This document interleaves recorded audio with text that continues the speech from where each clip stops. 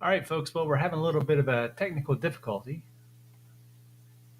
I just got a text from Brian, and he's sitting in traffic at a car wreck in Colorado Springs. So, if anybody has a question, this would be a great time to throw it up in the comments, and we can start there. But I apologize about this. Let's see. All right. So, what we're going to talk about today is endurance. And yes, I'm trying to stall for 10 minutes because that's how long Brian's going to be out. So, we're going to talk about some endurance and, what are some of the common things that athletes don't get right or don't get wrong or they get wrong, kind of like the myths behind endurance. So, if anybody has a question, throw it down in the comments and we'll talk about some stuff real quick. Thank you. It looks like we've got about 4 or 5 people logging in now. Again, for those who are just joining us, Brian is running about 10 minutes late. A car accident, not him, but a car accident in Colorado Springs. So somebody throw a comment in there. Let's have a discussion.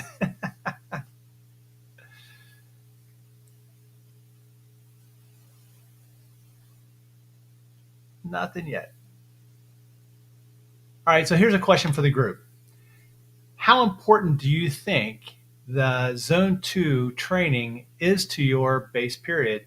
And how do you define zone 2? Who's going to be the first one to give us a definition?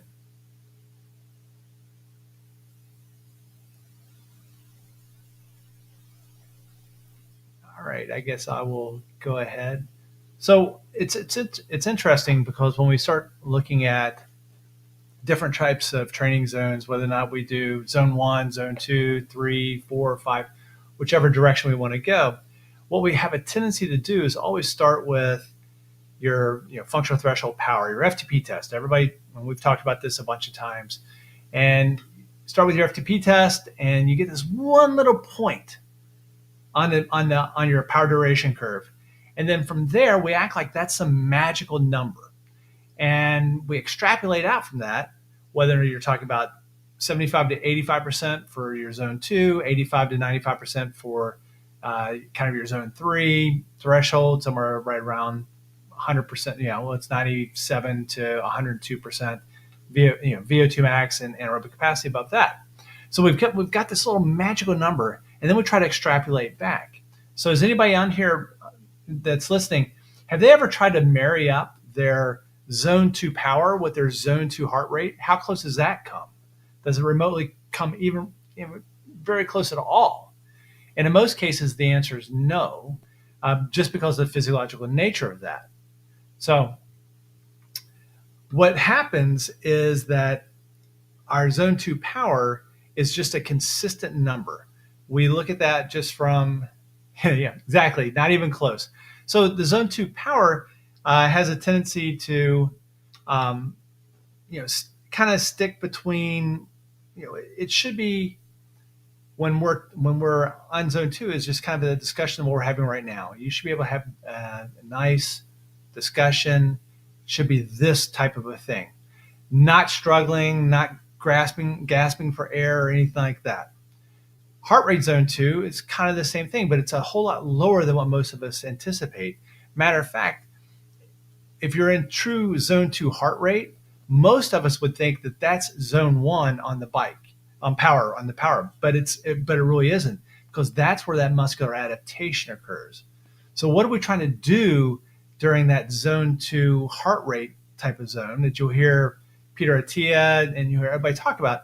What we're trying to do is we're looking at that mitochondrial density. We're trying to develop as many mitochondria in our system as we possibly can.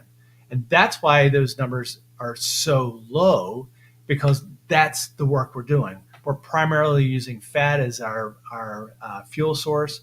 We're not moving into glycolysis. We're not tapping into glycogen storage yet. It's just fat. So that's kind of where zone 2 and power, zone 2 heart rate kind of start to mismatch a little bit.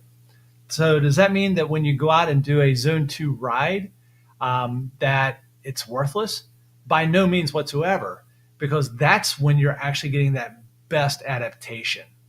is when those nice, long, slow rides. So, anybody got questions? Come on, guys. We got 7 minutes till Brian's going to get on online. Someone help me. Throw me a bone. All right. So, what's anybody's preferred functional threshold power testing mechanism? Anybody? I feel like I'm on, you know, Bueller. All right. So there's a couple different ways that you can test your functional threshold power. One of the ones that's most prevalent is the 20-minute power test. And so you take 20 minutes of whatever the maximal sustained power you can do for 20 minutes, take 95% of that, and then that's considered your FTP. Another one is your ramp test. Most people prefer the ramp test because it's a much shorter time period, because you're going to just kind of start out and do these stair steps. So when you do the stair steps, what happens is you have a lot of anaerobic capacity, or you have a lot of anaerobic contribution. And when you have that, then you really don't get a true understanding of what your aerobic capacity is when you're talking about that threshold. So a little easier, not quite as accurate. Joe Friel would tell you that you need to go out and get on the bike and ride for an hour. And that, the average power you can do for that hour is probably close to your threshold. That's kind of the older technology, because now we have time to exhaustion, which is the amount of time you can spend at a steady state close to your threshold. And for most athletes, it's going to go somewhere between 30 and 45 minutes. All right, so we got a question up here. Zone 2 training, ride in TP or HR? So I'm thinking that you mean so how are we defining TP? Is that training peaks or power? Personally, I think that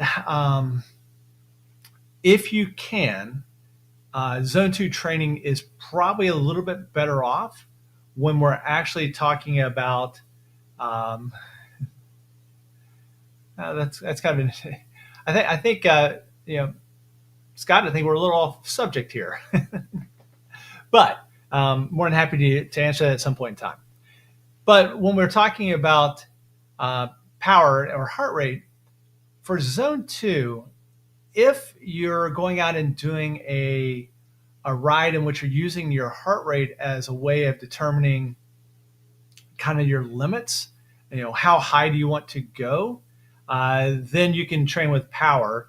But if you're like on Training Peaks Virtual or Zwift or something like that, I honestly think that training to a heart rate actually might be a better methodology than training to your power.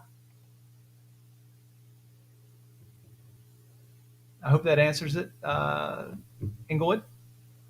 But there's a couple different, so talking about that, one of the things that I will do is a way to kind of test where you're at today is if you can use like Training Peaks Virtual, or if you have a nice flat road or something like that, is to go out and try to maintain a low VT1 heart rate. So if you think about your heart rate, when it starts to go up, that first ventral threshold 1, that's the point in time in which your body starts to change the metabolism, and you're going your metabolic adaptation. You're going from burning fat to more carbohydrates, and that's when you're kind of switching from that very, very low intensity to more of a moderate intensity. That's VT1. So if you can stay right below VT1 and go for about an hour and a half, and then take what that average power is. So let's say for myself, let's say I'm going to go ride at 130 heart rate for an hour and a half. I'm going to do a Training Peaks Virtual where it's nice and flat and I can really kind of hold my heart rate. Or if I live someplace where there's a flat road or flat area, I can try to maintain. So I'll take that and I'll write down that average power. Let's say that average power is 170 watts. Then after going through a full base period, 12, 16 weeks, then do the exact same test. Now what you want to do is still hold the exact same heart rate, still trying to hold 130, take the average power this time, and that average power will change if you've done base correctly. So I'll go from 170 to 180. So a 10-watt change at the exact same amount of heart rate. So that shows good adaptation, aerobic adaptation. Let's see. Yep. So that answers that. And Brian's almost there. Any other questions? We'll get into a little bit further about this. One of the things, a myth of a lot of cyclists is that I'm riding so easy in my zone 2 that it actually is not beneficial. And that's not true whatsoever. Actually, it's very beneficial. One of the other things that a question I'll get all the time is, how much, what type of fueling should I do for zone 2? Should I do a bonk ride or not? And bonk rides are an old thing, which we used to talk about, going out on these long endurance rides, building durability, and trying to go until you bonk in 4 or 5, whatever hours. The idea is that a bonk ride would actually make you more adaptive to fueling from fat and not from glycogen. The truth of the matter is it doesn't matter how long you ride, as long as you're under that VT1, you're always going to do fat. However, if you're going to go out and do a endurance ride of like greater than 90 minutes, you actually need to fuel for that in order to get the best adaptation. So you want to take in that 30, 60, or if it's a little more intense, 90 grams of carbohydrates per hour. The old school was 30 grams. Then we kind of moved up to 90, or I'm sorry, to 60. And now you can even see where if you have good muscle tolerance, or you get good tolerance from a gastric issue, if your stomach will tolerate it, then going up to 90 grams actually is a preferable carbohydrate load if you're doing more intense. All right, so we got us a question. If someone skips zone 2 stuff now, how does it impact performance in the summer? That's a great question, because one of the things that I'll get all the time is, can you use high intensity more, as a substitute for zone 2? The answer is no. And that's why a lot of like Trainer Roads, some of the Zwift programs, any of the AI focused type of training plans kind of gets wrong, because they're thinking of everybody as being a time crunch cyclist. So because of the time crunched, they're trying to do like 45-minute workouts. And if you're going to do 45-minute workouts, then mentally you're thinking, oh, it's got to be high intensity in order for it to be beneficial. So you don't get that good zone 2. So the question, if someone skips zone 2 stuff now, how does it impact performance? Well, if you think about it this way, think about zone 2 as a foundation of your house. And if you don't have good foundation, then the walls, which is your threshold, aren't going to be nice and solid. The roof is your VO2 max. So if you have a weak foundation, then you're going to have a hard time building that threshold. And then if you have a hard time with your threshold, you have issues with VO2 max. So and that's a great point, that zone 2 is not just for the base, or it's just not for the winter. It's just not for early spring. Depending on what your race schedule or your training schedule is, you may do a base type of phase twice or 3 times in a year, because of how fundamental and foundational that zone 2 work is before you move on to other work. So it kind of just sets a stage, allowing for that sweet spot, threshold, VO2 max, and anaerobic capacity type of work. Thank you for the question. Anybody else got another one?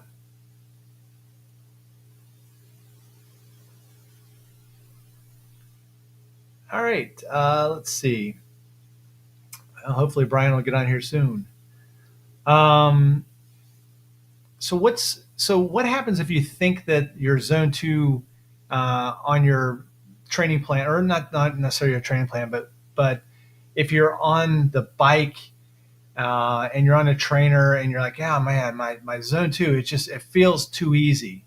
Well, then more than likely, it's probably right. If your zone two, I mean, when you finish up with a zone two ride, you actually ought to feel pretty much better than when you actually got on the bike. The whole idea of zone two is not to have you come off the bike and feel like you're just crushed. That's not a zone two workout. Um, that's not getting that That's not getting that adaptation that you're actually looking for. Let's see, I've got a couple of questions that I've thrown up here of things that people might think about, or some myths and so forth. So one of the biggest myths is that zone two doesn't do anything for you. That it's so easy, it must not be of any benefit. Nowhere remotely close to being true. You want to build that foundational base. Second, my zone two feels too hard. So if your zone two feels too hard, then more than likely your zones are wrong. This is one of the things that we normally will see from AI platforms is because AI is trying to set your FTP based on really intense short intervals, ramp tests, that type of thing. It sets at one point we talked about earlier so far to the right of your power duration curve, or to the left of your power duration curve. It sets it so far that downstream it just bumps up your zone two. So what's actually happening is your zone two is probably your zone three. And so if it feels too hard, your AI FTP is probably too hard, or too high. Also, I think Brian just popped in for a moment. Brian's still popping in.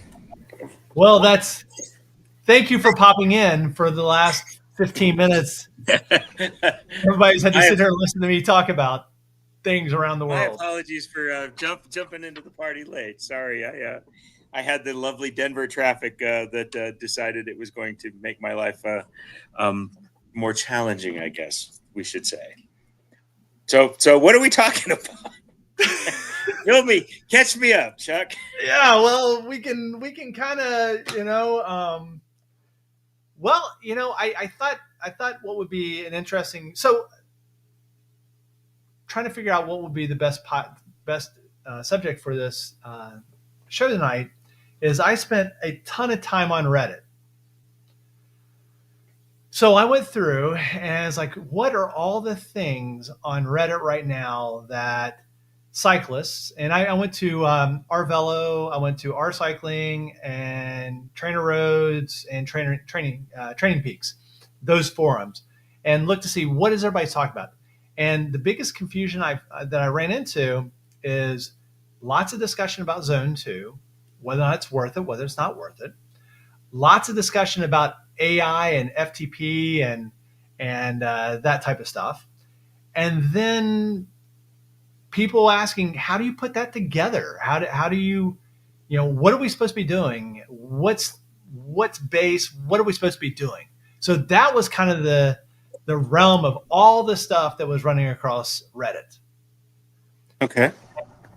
So from my perspective, I thought it'd be interesting because I could look at zone two from a physiological perspective, and you're the guy who was like, no, just get your ass off the couch, get on the bike, and just go pedal. I was already formulating some comments into that. So okay. Well, it sounds like an interesting topic. How's it going so far? Oh well, it's going fairly bad. We had 90 people online. Now we get down to 10. No, I'm kidding. Was it quite that bad? So, it's an interesting thing, and as I'm thinking about it, it's like, okay, so zone two is typically defined as what, 60 to 70% of max heart rate. um, FTP, we can, however you want to measure it. um, 60 to 70%, let's say we're going to base this on a heart rate of 180 beats a minute. um, that's an 18 beat difference. That's a chunk, right? So if we're so worried about, it's got to be 176.4 beats a minute, or 173 watts, continuously, we're missing the point. I think, in my opinion, right? So if we can keep it, yeah, somewhere around there, we're building the mitochondria, we're doing all these things that we're supposed to do that we talked about a couple of weeks ago. That's getting done. Is it getting done? And I understand that there's an issue with efficiency, right? Is it, if you're somewhere close to that, it's getting done. Is it getting done as efficiently as you can possibly make it? Maybe, maybe not. But there's no freaking AI program that's going to tell you that, because the only way you're actually going to know that is to crawl into a lab, get a bunch of blood draw, see where threshold is, see where all of these things are. The in my view, the opinion of, in my opinion, the view of, okay, we need to be at this point. We're looking at AI, we're looking at doing all of these things, we're looking at all these tools to be able to do that. But all these people that have actually, like, are so focused on that, haven't actually gone into the lab and figured out what threshold is, right? Right. So we don't actually know. We're guessing on the basis of the science of it, and using technology, to determine where all of these things are, and we're worried all about it, but we haven't taken the first step in going and just getting this tested, right? So we don't really know. Um, and and the reality of it is, in my opinion, again, um, like you said, I'm kind of old school with some of this stuff. I appreciate the science, I appreciate the physiology behind all of these things, but at the end of the day, you know, if you don't feel like you're working hard enough, work harder. You have to evaluate where you are as a cyclist, right? What is the objective? What is the goal? What are we trying to accomplish here? Are we trying to go faster in a time trial? Cool, we can worry about all kinds of FTP stuff. Me, I'm not trying to go faster in a time trial. I'm just trying to go really, really, really, really fast for a very brief period of time. So my approach to that is going to be completely different. We get caught up in this, well, Pogachar's does zone two for like 12 hours a day. It's like, okay, cool. That seems to be working for Pogachar. But we seem to lose track of the fact that some of those things don't work for, I mean, what works Right. for you doesn't necessarily work for me. Right. So you have to evaluate this stuff, and you have to be flexible enough with it to consider this stuff. If you're not riding that time trial fast enough, then you need to adjust that quote unquote zone two, and the stuff you're doing, you need to adjust it. This is where, oh, I'm sorry, I was just going to No, no, say, go this is ahead. where a coach comes in, as opposed to AI, because anybody can tell you something, and as long as it's going right, it's all good. When it goes south is when you need somebody that actually understands what's going on and can evaluate it and troubleshoot it and fix it. AI is not going to be able to do that, not for the No, next and that 10 was years one of the anyway. points. Yeah, that's one of the points that I was making earlier before you came on, is that you know when you look at AI training plans, they are making the assumption that you are a time crunched athlete, that you can only do a 45-minute, a 1 hour workout per day. And a 45-minute or 1 hour workout in zone two doesn't do anything for you. I mean, it does very, very minor. Sure. Zone two, to actually get that mitochondrial density, to get that aerobic efficiency, it takes an hour and a half to 2.5, 3 hours. And you're not going to get an AI program that's writing a 3 hour Sunday ride. And one of the things that you'll put on my training plan sometimes is like a Sunday coffee ride for 2 hours. That's actually a perfect zone two ride, because you can go along, you can have a conversation like you and I are having, but your heart rate is not sitting down at 90. It is sitting at 115, something like that, somewhere 115, 130. So you're actually getting that adaptation. And I think that's one of the things that people kind of miss out on, is they don't realize that those easier rides actually are where the benefits at. It's not, you can't, it's oh hell. I mean, you and I grew up with all no pain, no gain. It's a complete bullshit. I mean, Right. it might be true in some circumstances, but not all circumstances. I mean, it was like, what was it, Talladega Nights? If you ain't first, you're last. And that's the stupidest thing I've ever heard. You can be third, fourth, fifth, and it's the same thing with no Sure. pain, no Sure. gain. There is points in times in which you have that benefit. But I think the thing that you and I would agree on is, yeah, there is that down the road, later parts of the phases that sprinters and time trialists and have differently. But that foundational, that base period during, once, twice, maybe three times in a season, that you actually have to build that foundation so you can do those 1,500, 1,600 watt efforts that you do. Sure. Well, and I think it comes down to trusting the process, right? I mean, we're all in that zone two mode right now, right? I mean, we're all building base fitness, recovering base fitness, building base fitness. That's kind of the focus this time of year for, I'd say, most of us, certainly. But you have to trust the process, right? It's okay to go out on a 3 hour ride and BS and be able to have a conversation and talk about stupid crap. And, because 3 hours takes 3 hours, Right. it's a psychologically beneficial thing to be able to talk with your riding buddy, while you're doing that. Right. I'm kind of a believer that the middle stuff is the stuff that you have to worry about. You get too stuck in the middle stuff. You have the zone two easy stuff, and zone two is supposed to be easy. It's not supposed to be particularly strenuous, particularly taxing, particularly, it's a vanilla ride. You go in and you're riding your bike. You're going out and just riding your bike.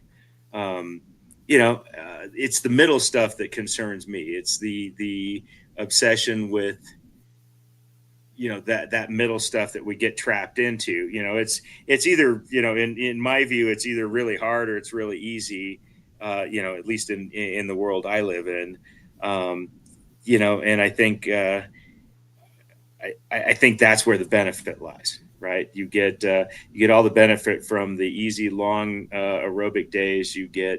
But you get all of the speed, you get all of the power from those really short, hard days. I don't know that there's a lot of particular usefulness in the mediocre days. To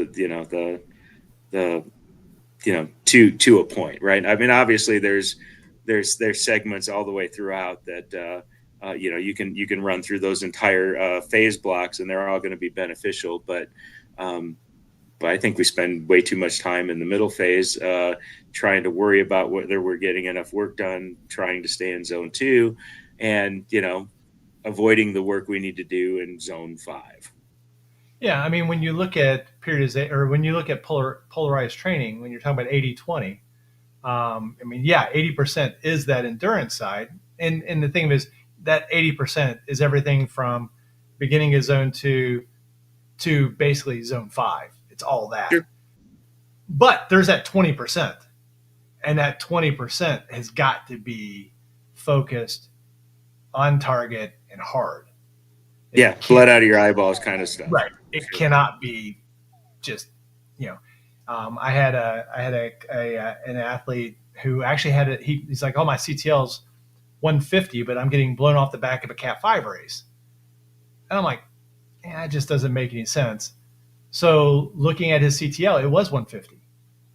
He had just retired from the Navy as a captain, and he was doing 6 or 7 hours of just these long, slow days. Okay.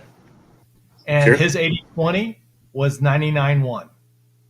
Yep. And Yeah. that one was simply going between stop signs. And that's why he had phenomenal. I mean, he could have done a Grand Fondo out the Yang, but even a Cat 5 race, he just couldn't hang because as soon as it got intense, he was gone. So, Well, you know, and I think that's the point people tend to miss is that, you know, so in my world, you know, I'm a match sprinter, right? You know, I do 20, 30 second efforts. That's the entire world, you know, that we live in, right? You know, and it's okay, so that's where the primary focus eventually, after you build that base and you build that VO2 and you build all those things, you know, previous to full out, you know, ATP, no, we're going to go, you know, super high intensity, uh, crawl out of the velodrome sort of things.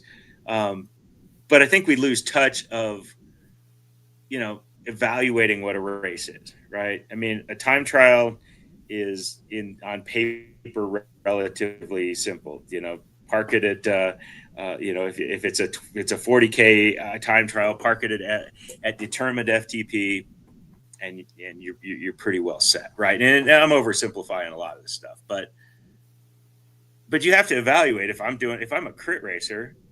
Well, you know, 5 hours of training late in the season after I've already developed that mitochondria, after I've already developed that aerobic capacity.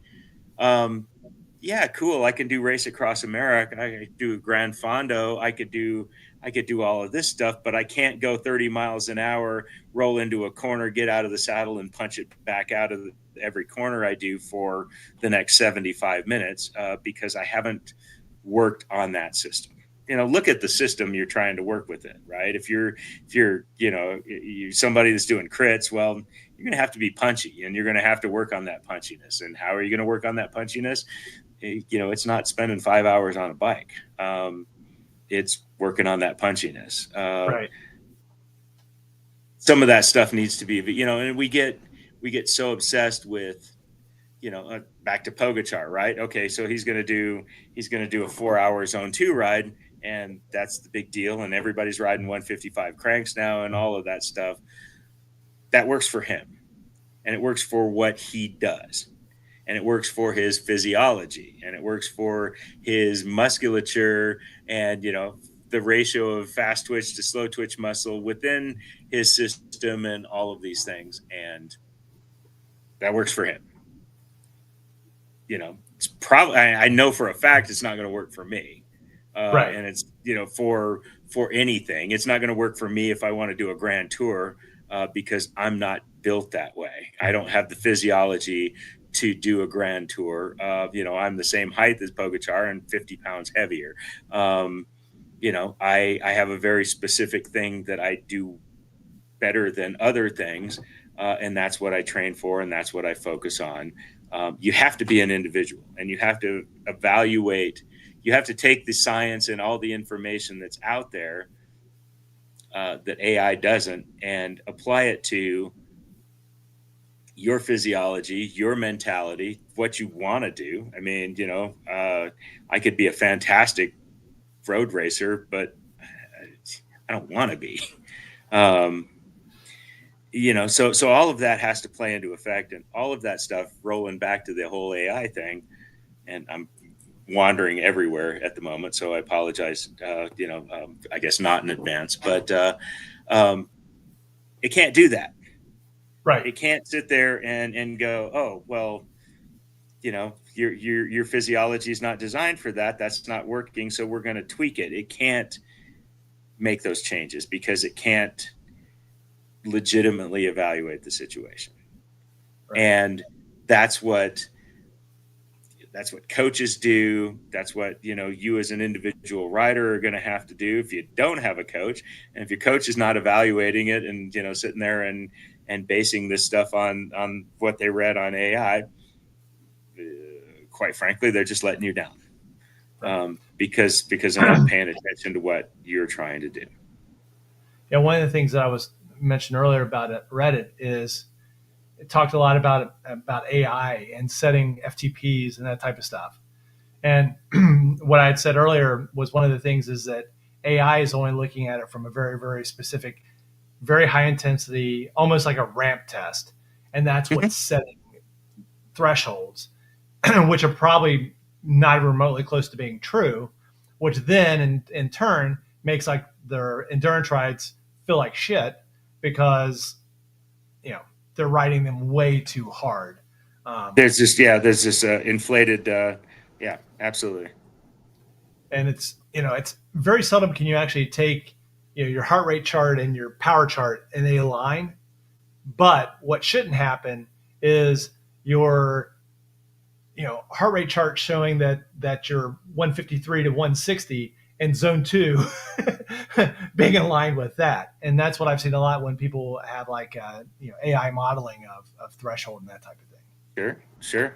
So Yeah, um no, I think, I think you can ballpark that stuff, and you have to, I mean, that's again, you have to be able to look at, okay, what's your power zone two versus your heart rate zone two, and if they don't align, then corrections why? have to be made on that. Right. Yeah, exactly. Yeah. And yeah, AI is just going to say, well, no, that's your numbers. That's your ramp test. That's your number. Poof. You have to stick to that, and you grind yourself completely into the paste. And if you're doing that in December, January, and you're planning on your racing season starting in April, by the time you get to April, May, you're not even going to want to have anything to do with the bike at that point. You're just going to grind yourself into paste because you're not getting the recovery, you're not getting the base, you're not getting anything that's beneficial right now to what you're trying to do in the future. So once we have the zones accurate, so let's kind of bring it around. From your perspective, what would be a good functional training week during this period? I mean, I was looking at it from you know typically amateurs, and I differentiate because they have different requirements. The typically amateurs do too many hard days in a week when they're following these type of plans for a base period. So, kind of, what would you see as a good week? Well, I would say 3 hard days is probably, Way too much. yeah, definitely too much. I think a couple of hard days. I think throwing in um, a couple of shorter, and this is assuming that you have a job and a family and a life outside of cycling. Something I hear happens, but uh, um, you take that hour and a half ride, a day or two between those hard days. You separate those hard days so you can actually get the recovery and the benefit from those hard days. And then take that weekend day and throw in that 3 hour ride, throw in that 2.5 hour ride, throw in those and probably the ratio is what, I don't know, time wise is probably, yeah, it's probably what, 80 20 maybe. 20. Yeah. Yeah, Well, I'd have to actually think about that, but and um that's one of the things that a lot of athletes don't think about is for that durability. It takes 2 hours. You're going to have to do 2 to 4 hours. And if you've basically told yourself I'm not going to ride outside, you've got to do 2 to 4 hours on a trainer because you've got to build that durability. So, kind of the back of the napkin that I had is 1 to 2 days of higher intensity, 2 days minimal of aerobic development, and then 1 day of durability development. Is kind Sure. of like Yeah. the minimals. So now you're talking about 2 to 4 hours on a Saturday. You're talking about an hour to hour and a half twice a week doing aerobic development because, like we said earlier, Yeah. it takes about an hour and a half to get there. And then you've got 1 or 2 high intensity days. Now you're not doing 60 minutes of high intensity. You're doing 60 minutes, and you're doing, you know, 5 times 3 minutes. So you're doing 15 minutes of high intensity. But Right. that's kind of the way that I see it. Yeah, and if you've got that extra day, because that gives you what, 6 days, right? So if you've Yeah. got that extra day, go up, take that zone 2 ride of, get a couple hours in at that point, right? That's not going to be detrimental to that next. As far as central nervous system stuff, CNS is going to get very angry with you if you do too much high intensity, back to back to back to back, right? Right. Regardless of where you are in the season. I mean, we're sprinters, so you know that's pretty much our livelihood in July. But you have to have that. You have to have that gap, right? You have to be able to recover. Uh, because once your CNS crashes, you're just digging a hole at that point. Right. So, you want to definitely keep those well separated. But, if you can get an hour and a half on the bike, having a conversation, a slight, ever so slightly breathless conversation, I've always said, with your riding partner, or, talking to yourself while you're riding or whatever, um, you know, that's going to be fantastic. That's just money in the bank at that point. But yeah, I don't, I would agree with this time of year being exactly that. And then, on the track side of it, because we're heavy into the gym and we're heavy into that hypertrophy phase and all of that. I like to try to have those heavy gym days. And if you're coming out of the gym perfectly happy and comfortable, you're not doing the gym right. Um, uh, with that said, I mean, there's a reason it's called progressive overload. Right. Overload. Um, uh, I try to do those days on the same days as those intensity days. So basically, you get that 48 hours worth of recovery from one big intensity block, as opposed to doing a hard day on the bike and then going into the gym and supposedly doing a hard day in the gym. You never get that recovery. So I like to put them together as well, Right.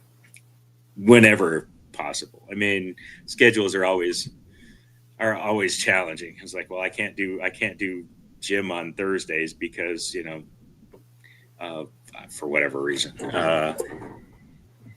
That gets a little tricky sometimes, trying to keep all that separation and that recovery out, simply because of schedules. But that's the optimal thing. And quite frankly, if you're not keeping those things separated, you're digging a hole with a gardening spade, I guess. It's Yeah. not a big Well, hole, but that's also a very good point that most people don't get is that move your workouts, skip a workout, but never stack a workout. yeah. If you've missed it, if you can move it to an empty spot, great. But don't try to say, okay, well, I'll just stack these two. It doesn't work out. No, Um, no, it's just gonna. It's you're digging a hole. You may not recognize you're digging a hole in December, January, but you're digging a hole. yep. Well, any other thoughts, Brian? I kind of we're still we're about at the right time.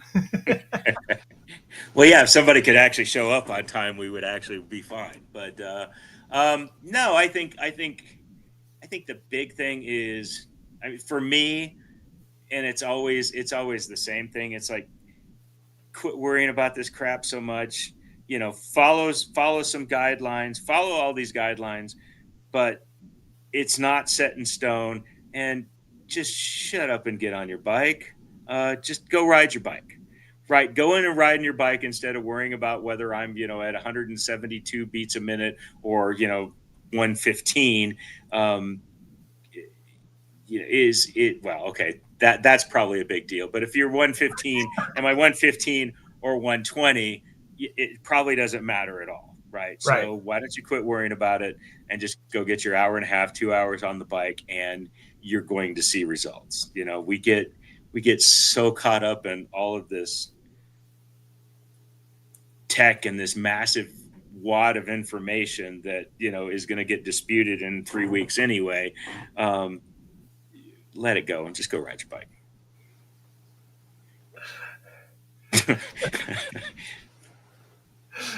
I had a note that I said that, that the one that you would be talking about is like, if you're spending more than 20 minutes on tech, just turn the tech off and go ride your bike. Yeah, go. I'm getting a little too predictable here, I guess. What did I have?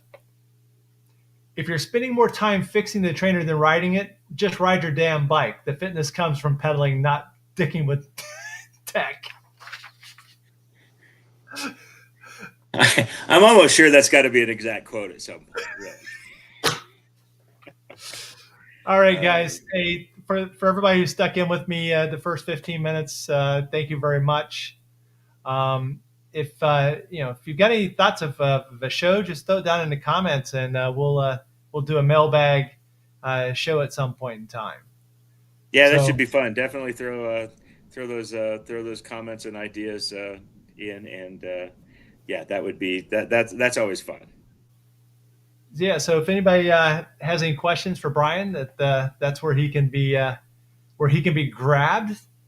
And then if you got any questions for me, I can be grabbed there. There we go. So let's see. Next Thursday is what? Yeah. So next Thursday is the 19th. We'll do, or the 18th. So we'll do one next Thursday. Then we'll be off for Christmas and then back on. Sounds like a So plan. Sounds like a thank. plan, and I promise not to be late next week. So Well, I'll control the just stuff I'll you just can stay at control. home. All right, Brian. Thanks, guys, and we'll talk to you next time.